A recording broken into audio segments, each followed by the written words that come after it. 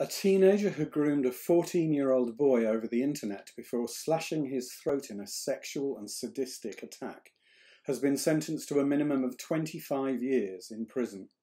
Computer engineer Lewis Daines, 19, admitted murdering Breck Bednar after luring him to his flat in Grays, Essex on the 17th of February last year, Breck's mum's birthday.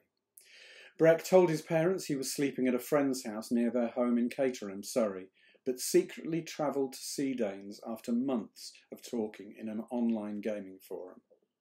It was there that Daines used duct tape to bind his young victim by his wrists and ankles before knifing him in the throat, causing him to die within seconds.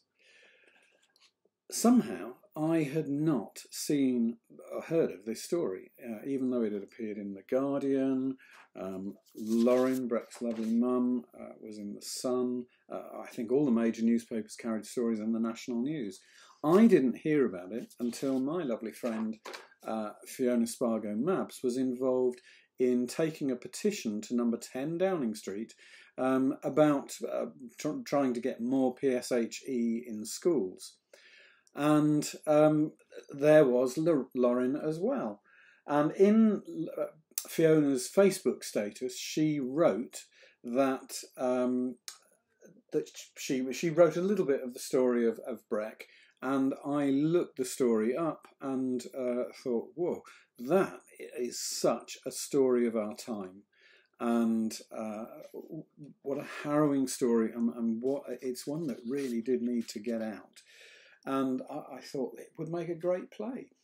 I spoke to Fiona that evening, not really intending to talk about the play, but she said, I've been talking about you. So I said, oh yeah. And she said, I've been talking about you to Lorin, Breck's mum, and was talking about the play, and she was asking how we got it done, blah, blah, blah. And they were interested in having a play done to get the word out there.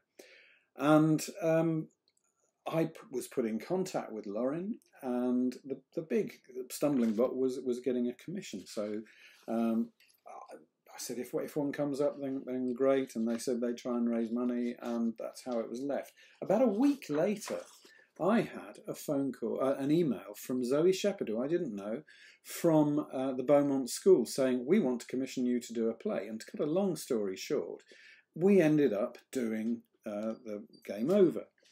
And she put me on to Lindsay Wallace, who was a friend of hers and a colleague of hers at the school, and together they put on the play.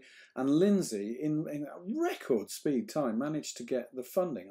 It seemed like a month or two after the first conversation.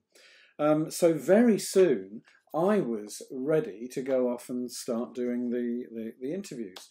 And I can remember it was in November, and I went from Southampton all the way to Dover, where Lorin lived, and did the interviews all in one day. And that was a tough day for Lorin, and hard for her to talk about such personal things. And bear in mind, we hadn't met. And so I was in her house alone with her, and her talking and me listening and recording and explaining what I was going to do. And then at like 3 or 4 o'clock, her triplet siblings of Breck came home, and I wasn't sure whether they were going to speak, but they did, and they really opened up. And I think they were really honest and said things that Lorin hadn't heard before, and that really helped cement a very, very good bond with myself and Lorin, ready for the interview after they'd gone, which was about the more gruesome bits. So the order of the day, by chance, really, really was good, and it kind of built up trust to this moment where Lorin very openly would tell me the story of the actual murder. And I mean, there you can see, loving son and mum, just such a sad. I'm a dad. I cannot imagine how awful this would be.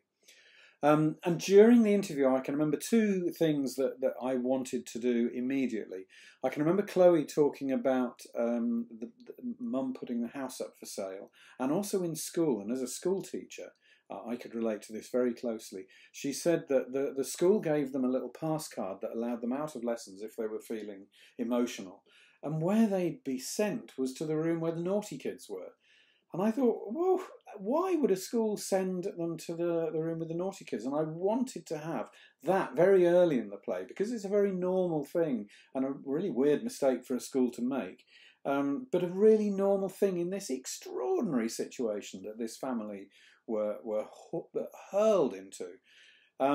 So there was that was a decision, and that happened in the resultant play. And the other thing was that Lorin talked to me about having been torn apart when Breck had been murdered, understandably.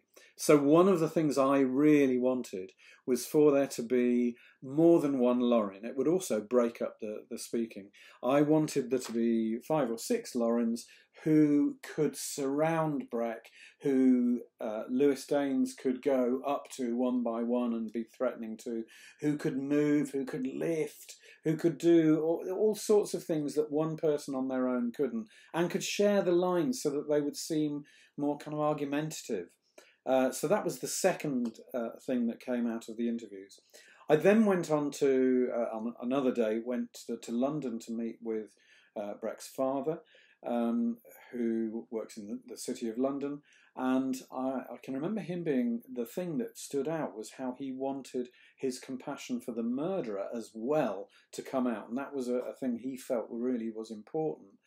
And was a very, very different side. So in terms of for a play, that was a gift.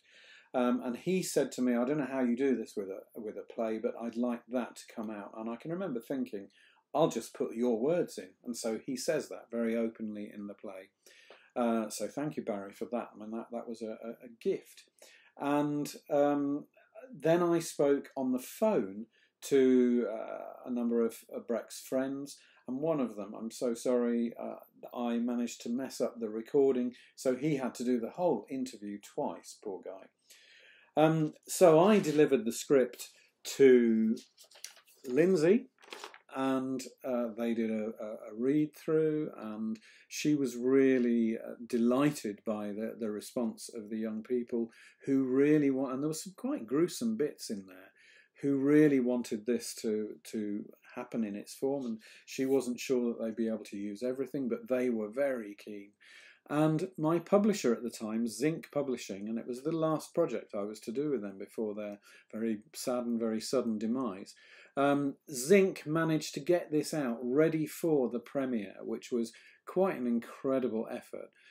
So thank you, Linda and Barty there for doing that. It really was an incredible effort to do that. So on the next episode, I'll talk about the premiere because it was just fantastic to be involved in a production where I wasn't responsible as a director, but I just went and enjoyed the glory of being the writer and enjoyed sitting with the family during the performance.